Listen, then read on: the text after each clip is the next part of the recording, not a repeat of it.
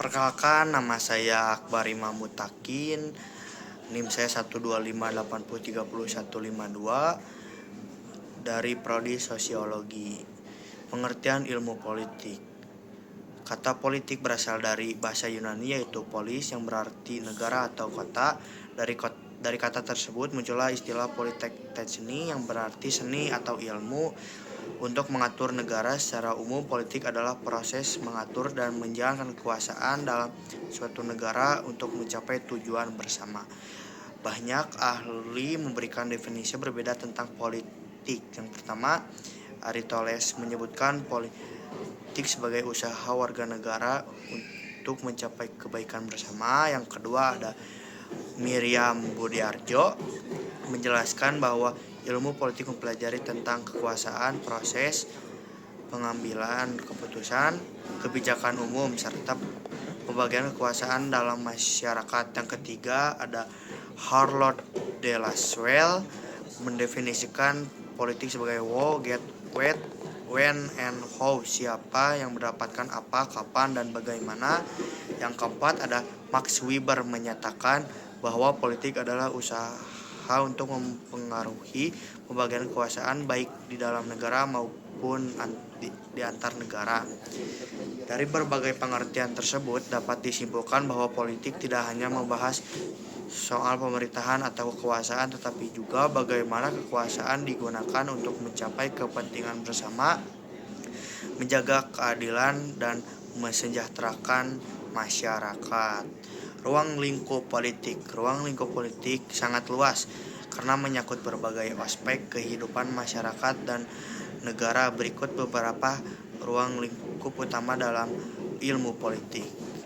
Yang pertama ada teori politik. Teori politik membahas konsep-konsep dasar dan prinsip-prinsip umum dalam politik seperti kekuasaan, keadilan, kebebasan, dan kedemokrasi.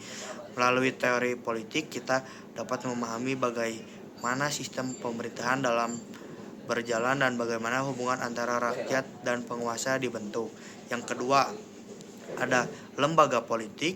Lembaga politik mencakup struktur dan fungsi lembaga-lembaga negara seperti eksekutif, legislatif, dan yudikatif, serta organisasi seperti politik, lembaga pemilu, dan sistem pemerintahan. Contohnya di Indonesia, Presiden sebagai eksekutif, DPR dan DPD sebagai legislatif, serta Mahkamah Agung dan Mahkamah Konstitusi sebagai yudikatif. Yang ketiga ada perilaku politik. Bagian ini memberikan tingkah laku individu dan kelompok dalam kegiatan politik. Misalnya partisipasi masyarakat dalam pemilu, pembentukan opini publik, kampanye publik, atau demonstrasi. Dengan pelajari perilaku politik, kita dapat mengetahui bagaimana sikap dan kesadaran politik masyarakat berkembang. Keempat ada kebijakan publik. Kebijakan publik membahas proses perumusan, pelaksanaan, dan evaluasi kebijakan yang dibuat pemerintahan untuk menyelesaikan masalah publik. Contohnya kebijakan publik adalah program makanan bergizi gratis, subsidi pendidikan, atau bantuan sosial. Yang kelima ada hubungan internasional. Politik juga mencakup hubungan antara satu negara dengan negara lain. Aspek ini meliputi diplomasi, kerja sama internasional, perdagangan antar negara, dan penyelesaian konflik global. Contohnya kerjasama Indonesia dan ASEAN atau PBB. Yang keenam ada administrasi dan pemerintahan. Aspek ini membahas sistem birokrasi dan tata kelola pemerintahan, bagaimana keputusan politik dijalan oleh lembaga eksekutif, serta bagaimana pelayanan publik diberikan kepada masyarakat. Jadi saya bisa disimpulkan dari penjelasan di atas, dapat disimpulkan bahwa politik adalah ilmu yang mempelajari kekuasaan pemerintahan dan cara mengatur kehidupan bersama untuk mencapai tujuan negara.